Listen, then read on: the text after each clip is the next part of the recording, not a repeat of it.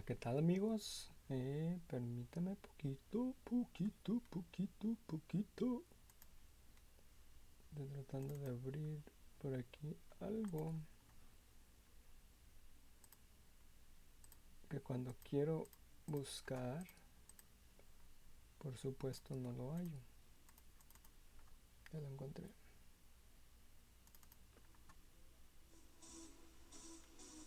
Y ese no era,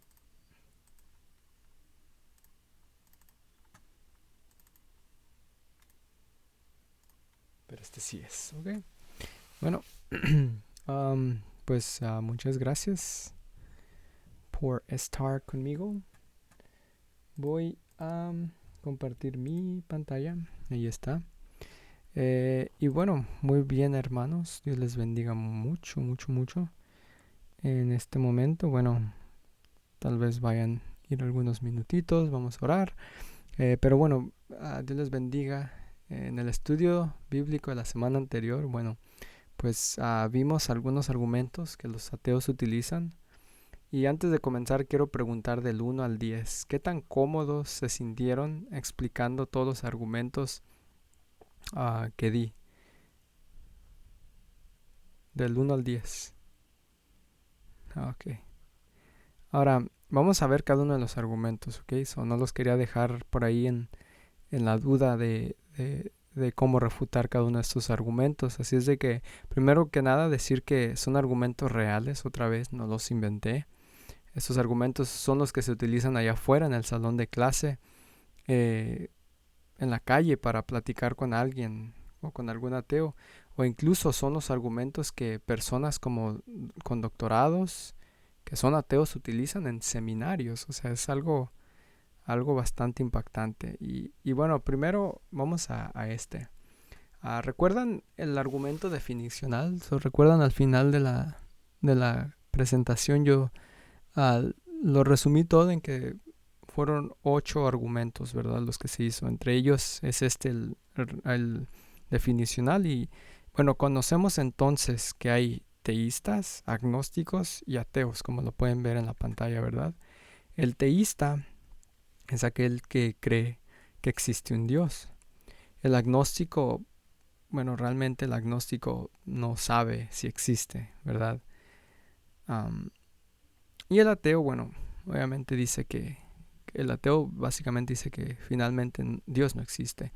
De hecho, yo dije que no tengo creencias. No sé si se recuerdan, yo dije no tengo creencia, ¿verdad? De hecho, había un ateo que se paró en un escenario en medio de un debate y dijo, yo no tengo ninguna creencia. Y el teísta o cristiano le dijo, ¿de verdad crees eso? Yo le digo, yo no tengo creencia. Y le dice, ¿de verdad crees eso? Es un argumento que se derrota a sí mismo, como pueden ver. O sea, si yo digo, yo no creo en eso, o más bien si yo digo, yo no creo en nada. Bueno, ¿crees eso que dijiste? No puedes decir, yo no tengo creencias, porque eso es una creencia, obviamente. El hecho de que crees que no tienes creencias hace creer que sí crees. Algo por ahí se derrota solo, ¿verdad? Ahora vamos a ver este otro. Ese es parte también del argumento definicional y es, yo tengo una ausencia de la creencia de que Dios, de hecho este argumento de que yo tengo una ausencia en la creencia de Dios no es cierto. Estos hombres están escribiendo libros sobre su creencia. De hecho, aquí está un buen ejemplo de la ausencia de creer en algo. Fíjense bien. Si ustedes me preguntan quién es la mejor jugadora de polo en Europa, de verdad que les diría que no tengo ni idea de eso. Realmente desconozco creer en eso. Ni siquiera sé si existe polo para damas. En serio. Mas sin embargo, estas personas que están escribiendo libros como por ejemplo el The God Delusion, el engaño de Dios, o este de Dios no es tan bueno, Dios no es tan bueno de Christopher Hitchens, que creo que acaba de morir también, no acaba de morir, ya tiene algunos tal vez años, y Richard Dawkins, este es otro de los, estos son dos de los cuatro caballos que les llaman. Ellos están escribiendo estos libros. Ellos no solo tienen la ausencia de una creencia sobre Dios, ¿de acuerdo? O sea, si así fuese, tendrían estos libros llenas de páginas vacías, porque simplemente no tendrían ni idea. Pero tienen que decir que no tienen una ausencia de creer en Dios para no tener que defender nada. Claro que tienen creencias, y lo podemos leer en estos libros. Recuerden algo. El que da una afirmación debe dar pruebas para soportar tal afirmación. Si yo digo no creo en Dios, esa es mi afirmación, por lo tanto yo tengo que dar pruebas para soportar la afirmación de que Dios no existe. De hecho, uno de los argumentos trató de dar una respuesta de Dios, de que Dios no existe con el problema del mal, si se fijan. Aquí yo estaba diciendo yo no tengo que defender mi afirmación y aún así presenté una defensa.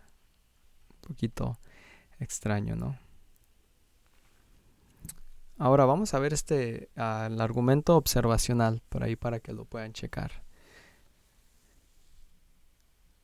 Yo simplemente creo en un Dios menos que tú, ¿verdad? Y por ahí le agrega Jesús. Pero el argumento observacional es de esta manera. La persona que diga que un teísta es ateo con respecto al 99% o el 99.999% de los otros dioses que existen, es como si yo dijera que un casado es soltero con respecto al 99.999% de todas las otras mujeres allá afuera. Si algún hombre casado anduviera por la vida diciendo esto, estoy seguro que la esposa no estaría en lo absoluto contenta. Oiga, chicas, yo soy soltero con respecto a todas ustedes allá afuera. Claro que no. Lo que le hace casado y no soltero es el hecho de que estás casado con una mujer. Y lo que hace un teísta, y lo que te hace un teísta es que crees en un Dios. Pero bueno, esto también es parte del argumento observacional. Miren, ahora, esto es un error que Richard Dawkins, el escritor del libro que acabamos de ver, el engaño de Dios o The God Delusion, dice, él parece poner a todos estos dioses juntos y solo agrega uno más, el Dios de la Biblia. Tiene a Ra, tiene a Zeus, tiene a Mitras, solo le agregas a Yahweh entre todos estos, ¿verdad? Pero déjame decirles algo. El Dios de la Biblia no se compara ni siquiera un poco con todos estos dioses o llamados dioses. Para empezar, estos dioses son creados, ¿verdad? Comienzas a leer cada uno de estos dioses en la mitología y ves que son creados en un punto en el tiempo. Pero nuestro Dios es no creado, no fue creado nuestro Dios. Estos dioses son finitos. Nuestro Dios es infinito. Estos dioses son temporales. O sea que existen en el tiempo y nuestro Dios es eterno. Gloria a Dios. Existe fuera del tiempo, ¿verdad? Estos dioses son contingentes, o sea que no tienen que existir, ¿no? Si existen bien y si no, también. Pero nuestro Dios es necesario. Así es de que, de hecho, ¿han escuchado del monstruo del espagueti volador? Esto es como un tipo de insulto que les gusta dar. Y dice que sería algo similar a lo que creemos en forma de burla, obviamente. Entonces comparan este supuesto Dios con el Dios de la Biblia de esta manera. Algo un poquito loco. Pero aquí está el asunto. ¿Cuál es la evidencia para el monstruo del espagueti volador? Cero. Nada. pero de forma clásica han habido muy buenos argumentos a lo largo de la historia para el Dios de la Biblia. Y aquí los tenemos: el argumento cosmológico, el teleológico, el argumento de la moral, ontológico, experiencial, contingencia y la resurrección. Si es de que tenemos todos estos argumentos pro Dios, ¿verdad? Sobre la existencia eh, del Dios de la Biblia. Pero, ¿qué tal este? El argumento sociológico. Y este es llamado la falacia genética.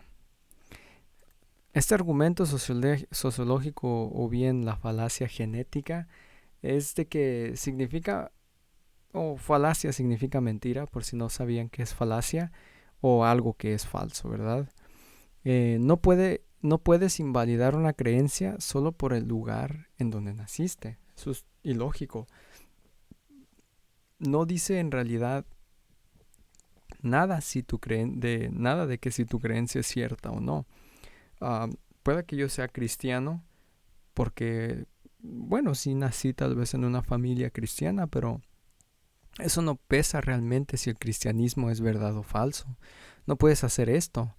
Debes ver la evidencia que hay sobre el cristianismo y llegar a la conclusión haciendo esto. De hecho, miren, ese argumento se puede utilizar a la inversa, ¿verdad? Se puede utilizar con ellos mismos. Les podemos decir, tal vez tú seas ateo porque, bueno, tú naciste en un hogar ateo. Quizás sí haya nacido en un lugar ateo, pero ¿hace que el ateísmo sea falso automáticamente? No, claro que no. Obviamente no, eso es ilógico. De hecho, muchas personas que crecieron en hogares islámicos se han convertido al cristianismo. Así que esto es falso. Debemos de ver las razones para el cristianismo, ver la evidencia histórica que hay y a partir de ahí poder realmente sopesar. Y ahora vamos aquí con aquí es entendiendo la Trinidad, ¿verdad? Y eso es doctrina pura del cristianismo, si es de que pongan atención. ¿Qué tal el argumento lógico en contra de la Trinidad? Eso fue uno de los puntos que puse.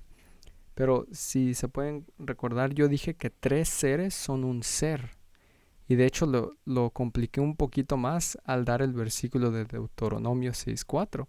El Señor es uno, Dios es Dios el Padre, Dios el Hijo y Dios el Espíritu Santo. De hecho, como cristianos creemos que 3 personas son un ser. Piénselo por un momento como un triángulo, por ejemplo, aquí. De hecho, ninguna analogía es buena para explicar la Trinidad. Váyase a poner eso. Pero aquí tenemos un triángulo, tenemos un Dios y cada esquina es una persona. Permítame un poquito, aquí nada más voy a corregir algo aquí. Cada esquina es una persona. Y bueno, para decir algo es de que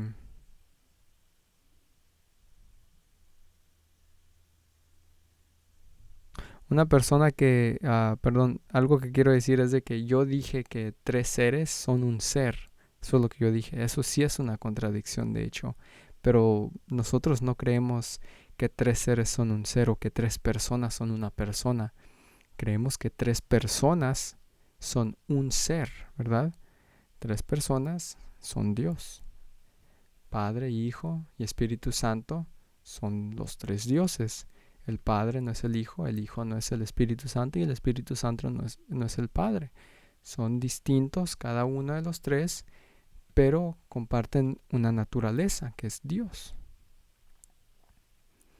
De hecho, si le damos una pequeña vuelta a nuestro triángulo, podemos ver la jerarquía que tiene cada persona de la Trinidad, ¿verdad? Y lo podemos ver aquí, que el Espíritu se somete al Hijo y el Hijo se somete al Padre. Hay 3 quiénes en un qué, ¿verdad? 3 quiénes en un qué. Una explicación más a esto: nosotros somos uno. Somos un quién en un qué. Yo que soy un ser humano. ¿Y quién soy? Edgar, ¿verdad?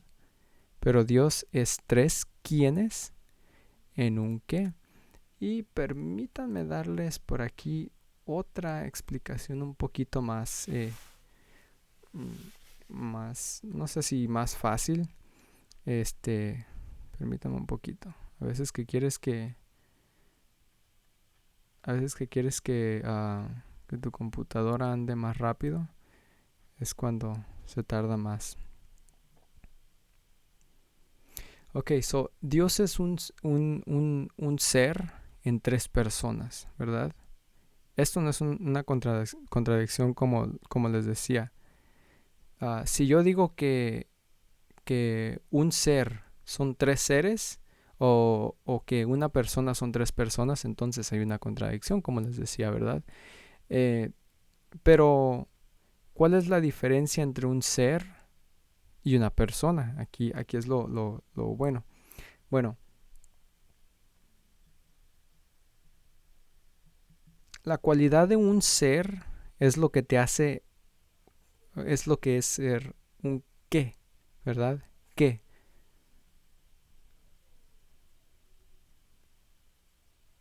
Así es de que una persona es el qué eres, ¿verdad? Digo, un ser es alguien que es un qué eres, pero una persona es lo que te hace, lo que hace que seas tú quien eres, ¿verdad? ¿Qué eres? ¿Quién eres? Los humanos, así es de que yo qué soy un ser humano, pero yo quién soy Edgar. Los humanos solamente somos un ser y una persona, ¿verdad? Somos una persona en un ser. Una persona, un ser. Una persona, Edgar, un ser humano. Pero Dios es diferente. Dios es un ser, Yahweh. Pero Él son tres personas. El Padre, el Hijo y el Espíritu Santo. Las tres personas son iguales. Todas son iguales porque todas son Dios. Todas han existido desde el principio y eso lo podemos ver en el capítulo 1, versículo 1 de Juan, del libro de Juan. Porque todas son Dios, ¿verdad? Así que, ¿cómo Jesús puede decir que el Padre es mayor si todos son Dios? Y la respuesta es realmente algo simple. Vamos a decir que te dicen que tú eres... Y de hecho ahorita volvemos para eso, porque eso creo que ya viene más adelante. Pero así es como está la parte de la Trinidad. Dios es un qué, o Dios es un qué en tres quiénes. Nosotros somos un qué en un quién. O sea, Dios es un ser. ¿Qué es Dios? Un ser divino, ¿verdad?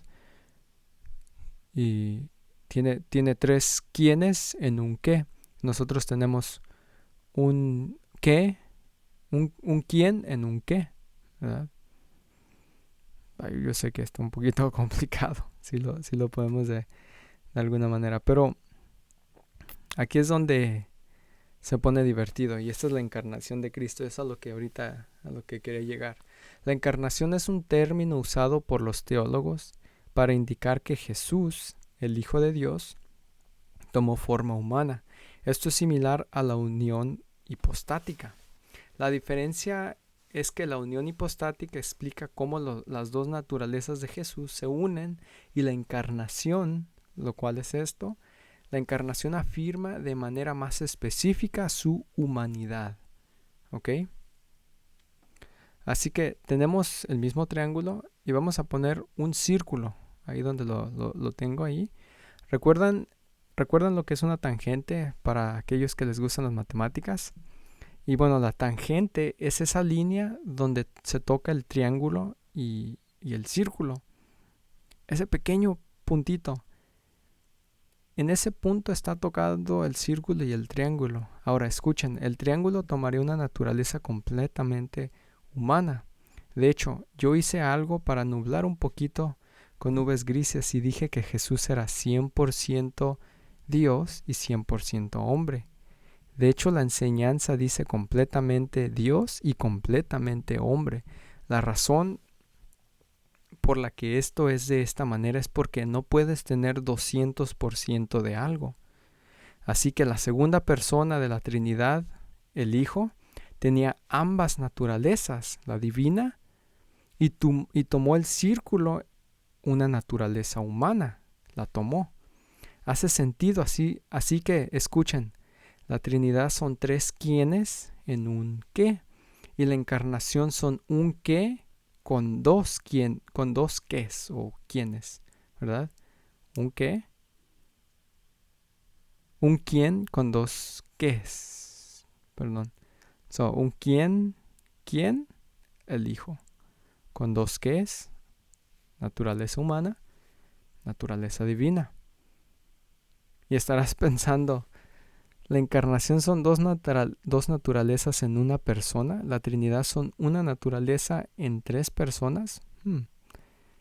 Pues sí, así es.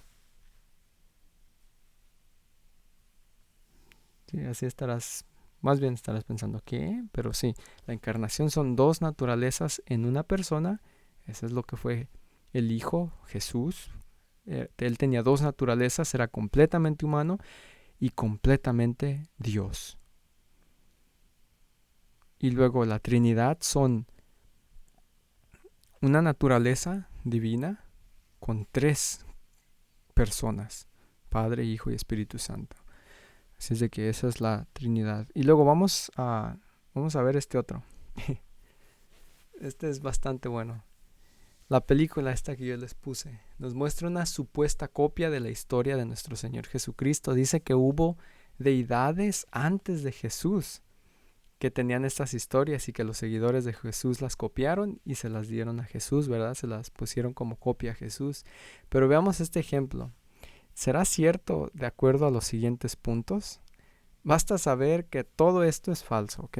Todo lo que acabamos de ver, y por ahí tengo un error, pues lo voy a corregir, pero quien hizo este documental tenía muy mala información, no solo eso, sino que es mentira y aparte no hizo su trabajo. Así es de que Jesús nació en el 25 de diciembre. No, así es de que ya desde ahí tenemos el primero incorrecto. Ahora, Horus. Y por cierto, Horus no nació el 25 de diciembre, si lo ven. Horus no nació de una virgen. No hubo nada de referencia de una estrella en el este. No fue adorado por tres reyes. Y para empezar, Jesús no fue adorado por tres reyes. Esta persona no fue maestro de 12. Tampoco fue bautizado ni tuvo ministerio a los 30. Y tampoco tuvo 12 discípulos. Todo esto es falso y lo pueden ver. Pueden ver la mitología egipcia y van a ver que no comparten nada de los puntos que en esta película le ponen. Vi parte de esa película. Realmente fue un poquito difícil verla. Está bastante largo. Algún día a ver si la puedo ver. Pero bueno, se llama The Zeitgeist Movie o la película de Zeitgeist. Se llama. Pero ¿qué tal este argumento? Ese es mi favorito. La supuesta contradicción de Mateo y Lucas en cuanto a la narrativa de la tentación de Jesús. Y Mateo y Lucas lo describen así, parece que hay una contradicción, pero si pueden observar las palabras en medio, que no puse y que voy a poner, así que voy a poner ahí unas palabras, porque ahorita no están.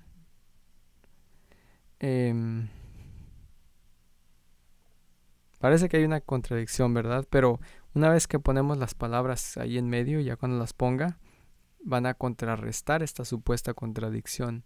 Pero quiero que vayamos a Mateo primeramente. Mateo del capítulo 4, del 2 al 8, como viene ahí. Y vamos a leerlos así. El 4:2 dice, y después de haber ayunado 40 días y 40 noches tuvo hambre. Dice, y vino a él el tentador y le dijo, si eres hijo de Dios, di que estas piedras se conviertan en pan. Y luego el 5 dijo, entonces, ahí van, entonces, ahí está, ¿verdad? Entonces el diablo le llevó a la santa ciudad y le puso sobre el pináculo del templo. Ahora el 8. Otra vez, esa es la otra palabra, le llevó el diablo a un monte muy alto y le mostró todos los reinos del mundo y la gloria de ellos. Pero ahora vamos a Lucas 4 del 3 al 9 y vamos a leer el 3 primero. Entonces el diablo le dijo, si eres hijo de Dios, di a esta piedra que se convierta en pan. El 5 dice, y le llevó el diablo a un monte, a un alto monte, y le mostró en un momento todos los reinos de la tierra. Y luego podemos ver en el 9. ¿Cuál es la palabra que usa ahí? Y le llevó a Jerusalén y le puso sobre el pináculo del templo y le dijo, si eres hijo del hombre, échate de aquí abajo. Así es de que, como podemos ver aquí, no hay ninguna contradicción. Simplemente es que Mateo está haciendo un orden cronológico y lo podemos ver con esas palabras intermedias que tiene. Entonces, después, en este caso es entonces y luego otra vez, ¿verdad? Pero Lucas no lo tiene así. Lucas no le importa el orden cronológico. Lucas está queriendo hacer un punto. Porque Lucas tiene un porqué de hacer esto. Y antes de ir a esto, así que listo, arreglado el supuesto problema de la pregunta. ¿Alguien ve una contradicción aquí? No, ¿verdad? Es un error del lector, no del texto. Hay que poner más atención a lo que leemos. Como si se fijan, aquí tenemos una enseñanza bastante buena. Lucas tiene un porqué de poner las 3 tentaciones de Jesús de esta manera. Él no busca un orden cronológico. De hecho, si ustedes ven Mateo 1, capítulo 1, los primeros versículos empiezan con el árbol genealógico de Jesús, ¿verdad? Pero Lucas no. Lucas pone este árbol genealógico hasta el capítulo 3. ¿Pero por qué? Al llegar al final del árbol genealógico en Lucas, habla de Adán, hijo de Dios. Y después de esto, ¿qué sigue? La tentación de Jesús. Y lo pueden ver. Lucas quiere decirnos algo muy importante, que Adán fue tentado. ¿Y qué pasó con Adán? Él cayó en la tentación. Pero ¿qué pasa con nuestro Señor Jesucristo? No se encontró mancha alguna. Él no pecó, gloria a Dios. Así es de que se derrota fácilmente. Y aquí tenemos otro. El argumento de la moral. El primero es, Dios es bueno, entonces Él querría eliminar todo el mal del mundo. Dios es bueno. Si Dios es bueno, entonces Él querría eliminar toda la maldad del mundo. Creo que esto es falso en un sentido. Fíjense bien. Dios sí es bueno y también quiere eliminar todo el mal en este mundo, pero en ocasiones creo que nos podemos apoyar con las escrituras. Y hay que decir que hubo una caída y no fue la culpa de Dios, fue nuestra culpa, aunque a nosotros no nos gusta atribuirnos la culpa, ¿verdad? Pero esa fue nuestra culpa y Dios está restaurando la creación y hay ciertas ocasiones en donde hay mal y Dios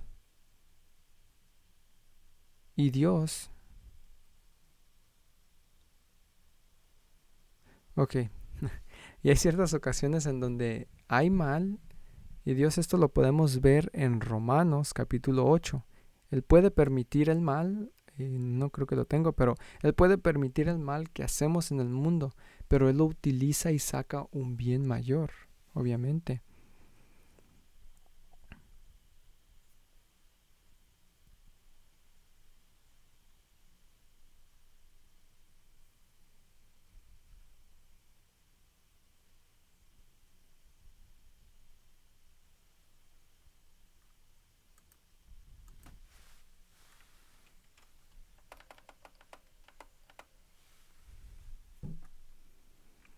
Podemos poner de ejemplo la historia del Antiguo Testamento sobre José. Eh, y eso está en Génesis 30 en adelante. Y a él le fue bastante mal. Vendido en esclavitud, viviendo encarcelado por algo que no hizo, pero después termina enfrente de sus hermanos y siendo él que les podía ayudar, ¿verdad? Podemos leer también Génesis 50, que dice: vosotros pensasteis hacer mal, pero Dios lo tornó en bien, para que sucediera como vemos hoy, y se preservara la vida de mucha gente. Así que nosotros podemos ver algo como sumamente malo o de mucha maldad, pero Dios lo puede permitir y puede resultar en algo bastante bueno.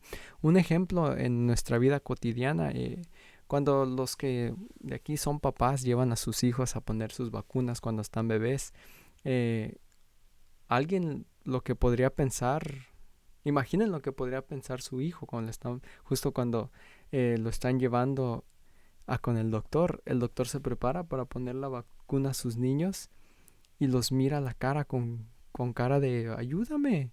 Eh, pero ¿cómo, papás, ustedes están ahí para eso? Parece algo malo, pero para el futuro eso terminará haciéndole bien al niño o niña. La analogía no es perfecta, obviamente, pero lo que quiero decir es que somos seres finitos y no podemos ver la imagen completa. Dios sí puede. Otra cosa a tener en mente es que Dios va a terminar todo el mal de este mundo. Ese día se acerca y por lo tanto nuestra historia aún no termina, ¿verdad? Por lo tanto, Dios está permitiendo que cierto mal suceda en el mundo. De hecho, lo podemos ver en 2 de Pedro 3, del 8 al 10. Que nos dice lo siguiente. Dice: mas, oh amados, no ignoréis esto, que para con el Señor un día es como 1000 años y 1000 años como un día. El Señor no retarda su promesa, según algunos la tienen por tardanza, sino que es paciente para con nosotros, no queriendo que ninguno perezca, sino que todos procedan al arrepentimiento. Pero el día del Señor vendrá como ladrón en la noche, en el cual los cielos pasarán con grande estruendo, y los elementos ardiendo serán deshechos, y la tierra y las obras que hay en ella serán quemadas. Por lo tanto, la razón por la que aún no ha removido el mal del mundo es porque está esperando que más personas lleguen al arrepentimiento y pongan su confianza en Cristo. Así es que el ateo que demanda que Dios termine el mal en realidad no sabe ni lo que habla, porque está intercambiando un sufrimiento finito en esta vida por uno eterno en la vida después de la muerte. Y más se puede decir sobre este tema, claro que sí. El siguiente dice: si Dios es todopoderoso, Él podría eliminar todo el mal de este mundo. Eso no es cierto, una vez más, en un sentido. Y ese es que Dios es todopoderoso y creó criaturas libres de elegir como tú y yo. Entonces no puede eliminar todo el mal del mundo. Así que aquí está el porqué. El poder no puede hacerlo lógicamente imposible. Y aquí va por el porqué de esto. Por ejemplo, la historia la historia del maestro y el círculo cuadrado. Es una historia bastante buena que nos dice, hay una historia sobre, y la voy a leer para que no se me pase. Dice: hay una historia sobre un maestro sustituto en la escuela. La clase ya llevaba algunos minutos y llega un joven bastante atlético al ver al maestro y dijo: maestro sustituto, mejor ya me voy. Y el maestro le dijo: no, espera, ¿a dónde vas? Regresa aquí. El joven entró y se sentó. Al poco rato preguntó el joven al maestro: maestro, ¿puedo ir al baño? A lo que el maestro respondió: no. El maestro intuyó que el joven no iba a volver al salón de clase.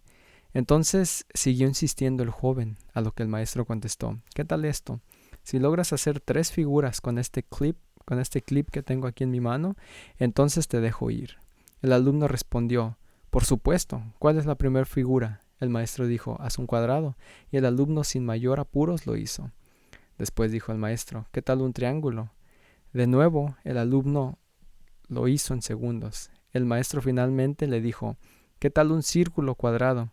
A lo que el alumno respondió, ¿quiere un cuadrado y después un círculo? ¿O un medio cuadrado y un medio círculo? Y el maestro contestó, no, quiero un círculo cuadrado. El joven, algo confundido, lo intentó por unos minutos y viendo que todos los alumnos se reían, ya que ellos sabían que era imposible, el joven finalmente se rindió y dijo, maestro, no puedo hacerlo. Y el maestro le dijo, wow, ¿en serio no puedes hacerlo? ¿Me estás diciendo que ni con todas tus fuerzas puedes hacer un círculo cuadrado? La clase entera se estaba riendo a estas alturas porque saben que no se trata de poder, se trata de algo lógicamente imposible. De la misma manera, Dios no puede forzar a criaturas libres a hacer lo que Él quiere. Lo que digo es que Él no hizo robots. Él hizo criaturas libres que pueden elegir hacer el mal. Por ello, la segunda premisa, y para aquellos que no sepan qué es una premisa, aquí traigo la definición, y es, en lógica, una premisa es cada una de las proposiciones anteriores a la conclusión del argumento. En un argumento válido, las premisas implican la conclusión, pero esto no es necesario para que una proposición sea una premisa. Lo único relevante es su lugar en el argumento, no su rol. Esto es una premisa. Estas dos que tenemos aquí son premisas. Así que esta segunda premisa está incorrecta. Y digo, suena muy bien, pero en cuanto comienzas a investigar un poco más a fondo te das cuenta de las fallas. Así es de que Dios sí es todopoderoso, pero porque creó personas que pueden decidir entre el bien y el mal, entre amar a Dios y odiarlo, o simplemente no querer nada que tenga que ver con Dios, Él no puede quitar toda la maldad así. Dice un apologista, dice, Dios es tan amoroso que no va a obligar a nadie a entrar al cielo en contra de su voluntad. Así de amoroso es Dios. Ups. Así es de que la tercera, hay maldad en el mundo. Claro que hay maldad en el mundo, pero ¿cómo confrontar esta premisa cuando nos dicen, oye, no creo en Dios porque hay maldad en el mundo? Verán, aquí requerimos de 2 definiciones. Si tú le preguntas a un ateo cómo define qué está bien y qué está mal, aquí requerimos de la antología. La antología o metafísica general es la rama de la filosofía que estudia lo que hay, así como las relaciones entre los entes y la relación entre un acto, que fundamenta la respuesta, ¿verdad? La ontología que fundamenta la respuesta, pero los ateos lo van a cambiar por la epistemología, que es como sabemos las cosas. Esto pasa con el tiempo cuando hablan ateos y cristianos. Dice el ateo, yo sé diferenciar entre el bien y el mal. Claro que sí, Romanos 2. ¿Qué nos dice Romanos 2? Aquí lo tengo, por aquí lo debo de tener. ¿Qué nos dice Romanos 2? Mostrando la obra de la ley escrita en sus corazones, dando testimonio su conciencia y acusándoles o definiéndoles sus razonamientos. 2:15 para más. De hecho, por eso si lees Romanos 1, 2 y 3, ves a las personas condenadas sin la ley. ¿Por qué es eso? Porque tienen una conciencia y porque la ley está escrita en nuestros corazones. Pero entonces, ¿cómo un ateo puede fundamentar qué está bien y qué está mal? Ahora, como les decía, nosotros cuando le preguntamos a un ateo que defina si está bien o está mal, buscamos una respuesta antológica, que es cómo fundamenta qué está bien y qué está mal, la fundación, pero ellos lo cambian por epistemología, que es de cómo diferenciar entre el bien y el mal. So, te están dando peras en vez de manzanas. Tú estás preguntando por manzanas y te están dando peras. Pero entonces, ¿cómo un ateo puede fundamentar qué está bien y qué está mal? Un ser fuera de nosotros nos ha dado una ley con la cual fundamentamos todo como cristianos, ¿verdad? Lo que fundamentamos que está bien y que está mal. Si hay mal, existe un bien. ¿Ok? Si hay mal, existe un bien. Si hay bien, entonces existe un estándar para la moral, la ley, los 10 mandamientos, con los cuales diferenciamos qué está bien y qué está mal. ¿Cierto? Muy bien. Y si tenemos un estándar para la moral, debe existir alguien, un ente, que puso ese estándar fuera de nosotros, porque si nosotros lo definimos, entonces ya no es estándar porque lo podemos cambiar. Pero algo que está fuera entonces puede hacer un estándar para la moral, para que sea universal para todos y se pueda aplicar y siempre se aplique a todos. Y ese se llama Dios. Si no hay Dios, como lo dicen los ateos, no hay Dios, pero si no hay Dios, no hay un estándar para la moral. Y si no hay estándar para la moral, entonces no hay bien ni mal. Por lo tanto, le preguntamos a nuestro amigo el ateo, ¿cuál es tu pregunta? Ya no hay mal, ya no hay bien. Simplemente son cosas naturales. Te maté y ya, listo. No es malo, no es bueno si no tenemos una definición, una fundamentación para el bien y el mal. Y de hecho, aquí hay un ejemplo en el juicio de Nuremberg cuando están acusando a ciertos individuos, ¿verdad? De las tragedias del Holocausto, a a- grandes militares de los nazis. En particular uno, se me olvidó su nombre.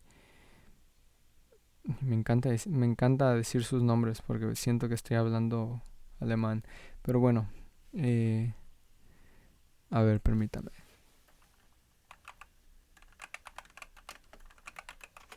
Por aquí.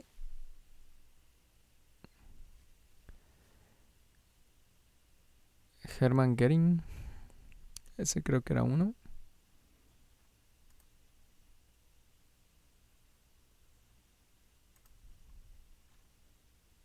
Bueno, eh, hubo varios.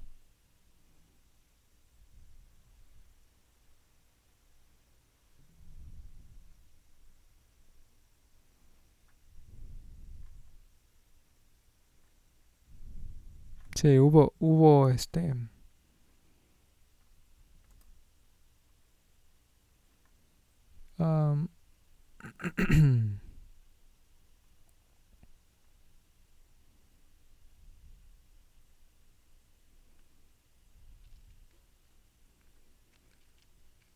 um, sí, hubo varios. Pero bueno, en este caso, la defensa de los nazis decían, esperen, no es posible que puedan juzgar a estos militares. Ellos simplemente estaban actuando de acuerdo a lo que su gobierno se les pedía.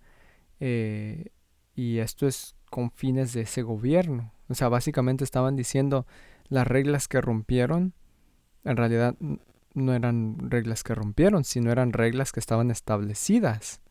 So, ellos fueron e hicieron las reglas, o más bien participaron de acuerdo a las reglas que había. Eso no estaban mal, ¿verdad? Porque eso era correcto dentro del gobierno, dentro de lo que tenían que hacer. A lo que la defensa de Nuremberg dijo, no, aquí es donde ustedes están mal. Hay una ley por arriba de su ley, de su gobierno nazi. Esa es la de Dios. Gloria a Dios por eso. Por lo tanto, las siguientes dos conclusiones son invalidadas. Si las premisas son falsas, por lo tanto las conclusiones van a ser falsas, ya que pues obviamente así es como funciona esto. Si es de que Dios, dice, Dios no es bueno o no es todopoderoso o los dos. Se invalida, ¿verdad? Ya que, bueno, estas son falsas y que Dios no existe, obviamente existe. Si hay maldad, Dios existe. Dios sí es bueno, sí es todopoderoso y es ambos, ¿verdad? Y bueno, eh, para concluir, ya casi para concluir, ahora ya para terminar, me ha tocado ser parte de esta generación de jóvenes de Iglesia Casa de Restauración a partir de que llegué aquí, ¿verdad? Éramos pocos al principio y hoy prácticamente tenemos un servicio dominical en nuestras reuniones de jóvenes. Lo que es de apuntar es que hoy vemos muchos de nuestros jóvenes alabando a Dios, entregando su vida, regocijándose en la adoración y que en algunos años pueden dejar la fe. Debe de ser preocupante. Y nos preguntaremos, ¿qué pasó? ¿Por qué pasó? Pero, como lo dice este apologista cristiano, el corazón no se puede regocijar en lo que la mente rechaza. Muchos de nuestros jóvenes de verdad están enamorados de Dios, pero reciben una pequeña duda, luego un desafío, luego otra duda más grande. Esto genera que este joven comience a pensar, ya no puedo ir a ese edificio, ya no sé si Dios realmente existe por todos estos desafíos. Y si les preguntan a sus jóvenes, si le preguntan a sus jóvenes, recibieron este tipo de respuesta, gloria a Dios porque muchos de ellos regresan al camino de nuestro Señor. Qué bueno que fuese quizá, qué bueno que fuese quizá por escuchar alguno de lo que hoy se hizo con esta dinámica.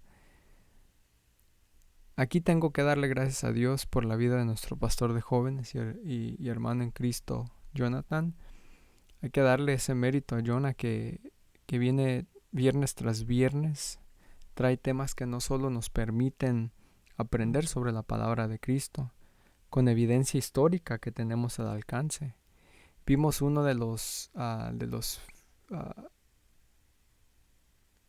uno de los argumentos filosóficos sobre la existencia de Dios. Y temas muy profundos, pero de gran ayuda al momento de defender la fe de verdad. Ahora, la pregunta que tengo para todos ustedes hoy es la siguiente. ¿Cómo nosotros, como los apologistas primarios de nuestros jóvenes, no esperen solo enviar un video, aunque lo pueden hacer, ¿verdad? Pero ellos los conocen a ustedes, saben que ustedes les aman y confían en ustedes. Mi reto para ustedes es que logren aprender a defender estos argumentos sobre la fe. Pregunten a sus jóvenes si tienen alguna duda o pregunta sobre el cristianismo. Debemos estar abiertos a eso. ¿Y saben por qué?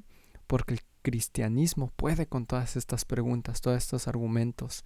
Y mis hermanos, no se sientan intimidados por una pregunta que no puedan contestar. Es válido decir yo no lo sé, pero permíteme investigarlo y te daré una respuesta.